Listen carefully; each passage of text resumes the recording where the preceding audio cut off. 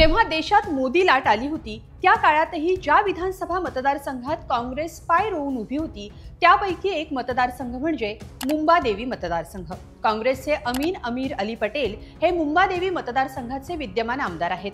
2009 पासून आतापर्यंत पटेल यांनी आमदारकी कायम राखली आहे। विशेष म्हणजे त्याआधी सलग 4 टर्म इथं भाजपचे राम पुरोहित आमदार होते। म्हणजे जेव्हा सगळीकडे भाजप जिंकत होती तेव्हाही मुंबादेवी मतदारसंघात काँग्रेस जिंकत होती। त्यातही या मतदारसंघात काँग्रेसच्या विरोधात लढणारा पक्ष शिवसेना होती, जी आता महाविकास आघाडीच्या माध्यमातून काँग्रेस सोबत आहे। मग मुंबादेवी मतदारसंघाची राजकीय गणितं किती बदलणार, या मतदारसंघात महायुतीचं काय चित्र राहिलंय आणि आता काय भूमिका असणार आहे, जाणून घेऊयात या व्हिडिओतून। नमस्कार, मी स्वाती पाटील, lokmat.com वर आपलं स्वागत आहे।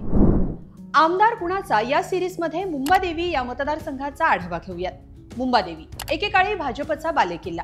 काँग्रेसनं फक्त खेचून आणला नाही तर 15 वर्ष विधानसभेत मुंबादेवीमधून काँग्रेसचा आमदार पाठवला। यंदाही इथून काँग्रेस उमेदवारच जिंकण्याची शक्यता अधिक दिसतीये। शिवसेनेतली फूट, महाविकास आघाडीची निर्मिती आणि महायुतीचं आव्हान या पातळीवर मुंबादेवीमध्ये वेगळं चित्र दिसणार का, याची शक्यता सध्या तरी दिसत नाहीये। मुंबादेवी मतदारसंघाचा इतिहास पाहिला तर केवळ 1978 साली पहिल्यांदा आणि एकदाच JNPचे आमदार म्हणून मोहनलाल परीख जिंकले होते। त्यानंतर भाजप आणि काँग्रेस यांनी मुंबादेवीमध्ये आलटून पालटून 2 वर्ष आमदारकी मिळवली। पुढे 1990 पासून 2004 पर्यंत सलग 4 टर्म भाजपचे राज पुरोहित मुंबादेवीचे आमदार राहिले होते। पण भाजपचा हा वारू 2009 साली काँग्रेसच्या अमीन पटेल यांनी रोखला। 2009 ते 2019 अशा सलग 3 टर्म काँग्रेसचे आमदार म्हणून अमीन पटेल विधानसभेत जिंकले होते। 2019 साली विधानसभा लढतीचं चित्र काय होतं ते पाहूया। 2019 मध्ये अमीन अमीर अली पटेल जे काँग्रेसचे उमेदवार होते त्यांना 58,952 मतं मिळाली होती, तर पांडुरंग सकपाळ यांना 35,297 मतं मिळाली होती, ते शिवसेनेचे होते। 2019च्या विधानसभा निवडणुकीत काँग्रेसचे अमीन पटेल यांनी शिवसेनेचे पांडुरंग सकपाळ यांचा 23,655 मतांनी पराभव केला। गेल्या काही वर्षातल्या निवडणुका पाहिल्या तर इथं काँग्रेस विरुद्ध शिवसेना किंवा भाजप हीच पारंपरिक लढत झाली आहे। आधी भाजप आणि सेनेची युती होती, आता ती युती शिवसेनेच्या 2 गटांमध्ये विभागली आहे। त्यातही शिवसेनेचा एक गट उद्धव ठाकरेंसोबत आहे तर दुसरा गट एकनाथ शिंदेंसोबत आहे। गेल्या निवडणुकीत ज्या उमेदवाराचा पटेल यांनी पराभव केला ते पांडुरंग सकपाळ ठाकरेंच्या शिवसेनेसोबत होते। काही महिन्यांपूर्वी त्यांचं निधन झालं। आता ठाकरे काँग्रेस सोबत महाविकास आघाडीमध्ये असल्यानं पटेल यांच्या विरोधात महायुतीमधला भाजप उमेदवार उभा करतो की शिवसेनेला ही जागा देण्यात येते, त्यावर इथली लढत स्पष्ट होणार आहे। पण मग काँग्रेसचं मुंबादेवी मतदारसंघात पारडं किती जड आहे, त्यांच्यासाठी यंदाची लढत किती सोपी आहे, जाणून घेऊया। त्यासाठी मुंबादेवी मतदारसंघाचं भौगोलिक आणि राजकीय स्थिती आधी पाहावी लागेल। समुद्राच्या अधिक जवळ बसलेल्या मुंबादेवी मतदारसंघाला मोठं धार्मिक महत्त्व आहे। या मतदारसंघात मुंबादेवीचं मंदिर आणि हाजी अली दर्गा अशी दोन्ही हिंदू मुस्लिम धार्मिक स्थळं आहेत। मुंबादेवीचं हे प्राचीन मंदिर आहे। इथं कोळी समाजासह राज्यभरातून लोक दर्शनासाठी येत असतात। याच देवीच्या नावावरून या शहराचं नाव मुंबई असं ठेवण्यात आलं। सोबतच नुकतंच राज्य सरकारनं मुंबईतल्या काही रेल्वे स्थानकांची नावं बदलण्याचा निर्णय घेतला। त्यानुसार आता मरीन लाईन्स या रेल्वे स्थानकाचं नाव मुंबादेवी असणार आहे। तर मुंबादेवी मतदारसंघातलं दुसरं धार्मिक स्थळ आहे हाजी अली दर्गा, जे मुस्लिम धर्मियांसाठी श्रद्धास्थान आहे। समुद्रात असलेल्या या दर्ग्यात अनेक श्रद्धाळू भेट देत असतात। थोडक्यात मुंबादेवी हा मतदारसंघ हिंदू मुस्लिम धर्माचा मिलाफ असलेला मतदारसंघ आहे।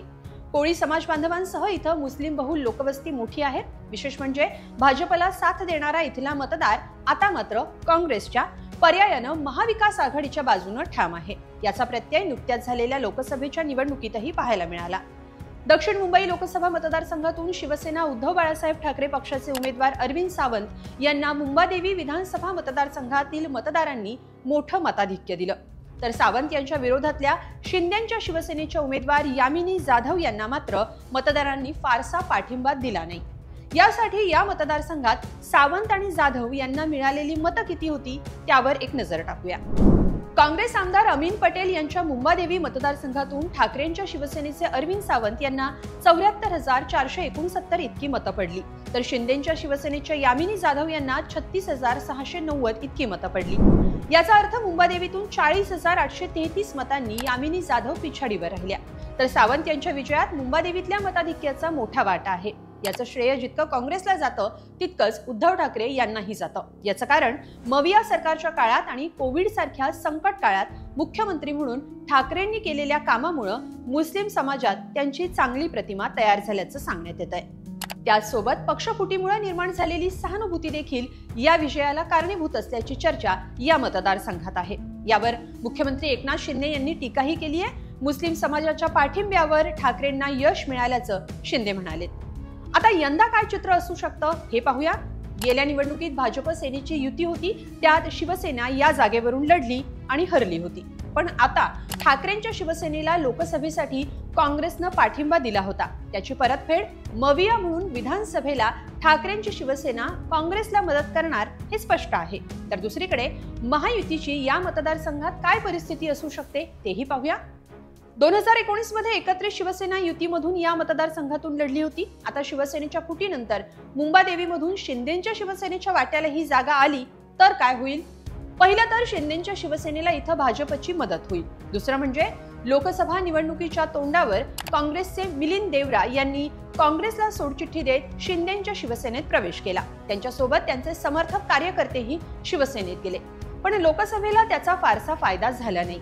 काँग्रेसचे विद्यमान आमदार अमीन पटेल हे देवरा समर्थक म्हणून ओळखले जात असले तरी अजून तरी ते काँग्रेस सोबतच आहेत। त्यामुळे काँग्रेसकडून पटेल यांनाच उमेदवारी मिळते की आणखी दुसरं नाव समोर येतं हे पाहावं लागेल।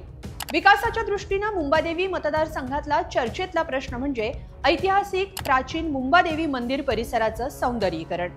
महायुती सरकारनं या सौंदर्यीकरणाची योजना आखली आहे, पण ठाकरे पक्षाने याला जोरदार विरोध केला आहे।